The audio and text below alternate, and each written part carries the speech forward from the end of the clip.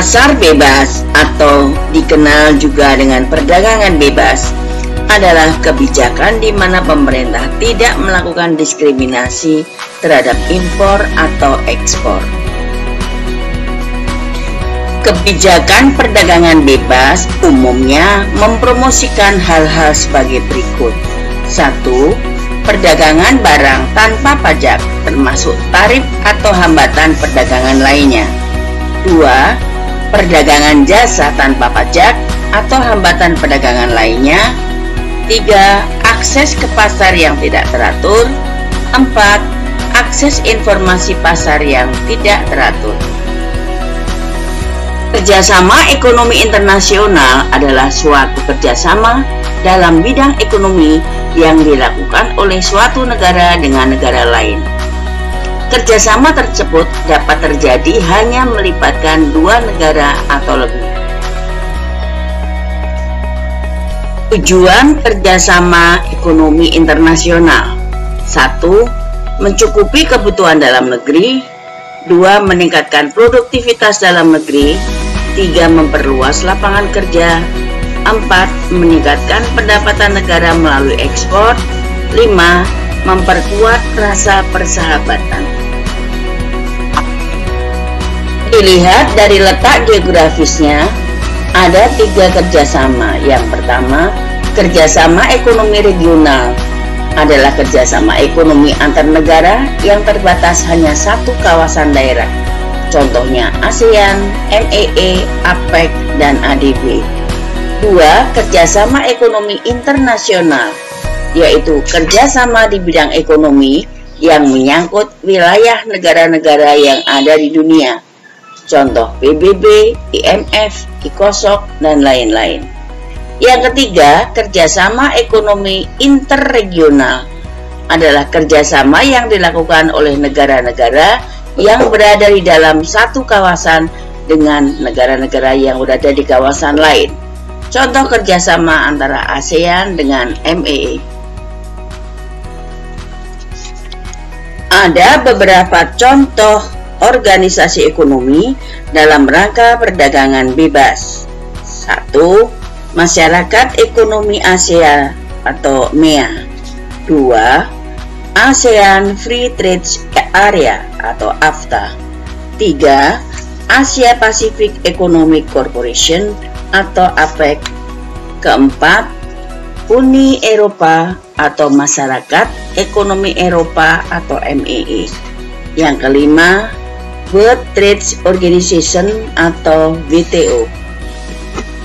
Masyarakat Ekonomi ASEAN atau MEA diartikan sebagai bentuk integrasi ekonomi ASEAN, yang artinya semua negara yang berada di kawasan Asia Tenggara menerapkan sistem perdagangan bebas. Kurang lebih 2 dekade yang lalu, yaitu pada Desember 97, ketika KTT ASEAN diselenggarakan di Kuala Lumpur, Malaysia, disepakati adanya ASEAN Vision 2020 yang intinya menitik beratkan pada pembentukan kawasan ASEAN yang stabil, makmur, dan kompetitif dengan pertumbuhan ekonomi yang adil dan merata, serta dapat mengurangi kemiskinan dan kesenjangan sosial.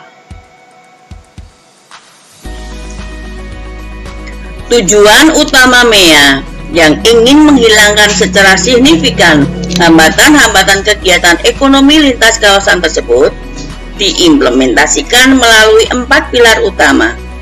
Yang pertama, MEA akan dijadikan sebagai kawasan yang memiliki perkembangan ekonomi yang merata dengan memprioritaskan pada usaha kecil menengah atau UKM. 2.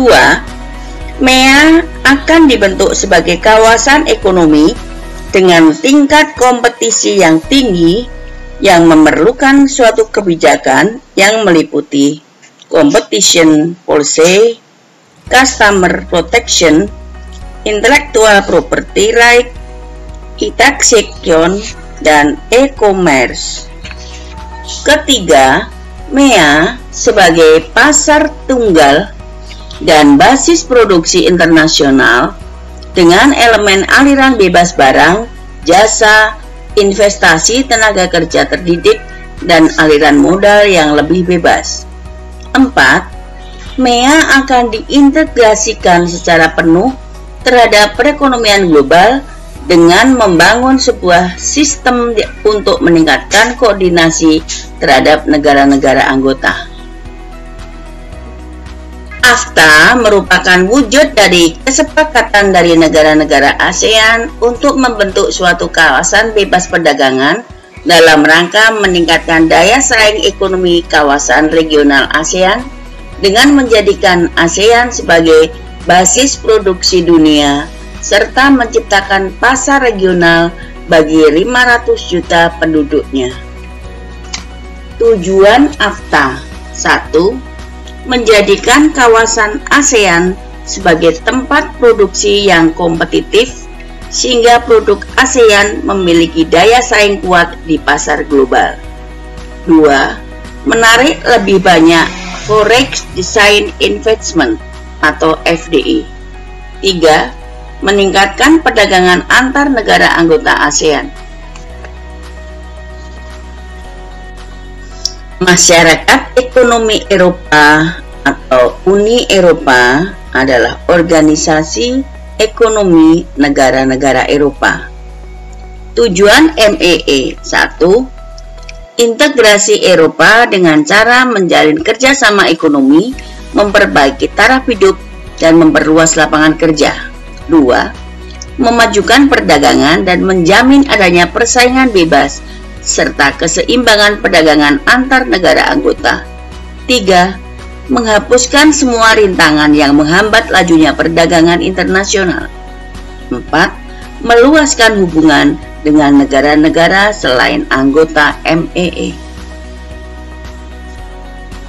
World Trade Organization atau WTO merupakan organisasi perdagangan dunia yang merupakan satu-satunya badan internasional yang mengatur masalah perdagangan antar negara. Tujuan WTO sebagai berikut. 1. Meningkatkan kesejahteraan negara-negara anggota melalui perdagangan bebas. 2. Membantu produsen barang dan jasa serta eksportir dan importir dalam kegiatan perdagangan. 3. Mendorong lebih terbukanya perdagangan dunia. 4. Menciptakan rangkaian aturan dan prinsip guna mengatur perdagangan internasional. 5. Menyusun kewajiban anggotanya untuk menjamin berjalannya sistem internasional non-diskriminasi. 6. Menyediakan forum untuk membicarakan isu-isu perdagangan internasional. 7. Menyediakan mekanisme penyelesaian perdagangan internasional.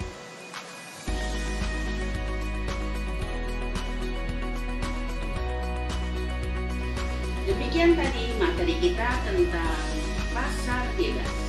Bagaimana, sudah cukup jelas? Untuk itu, kerjakan tugas ibu.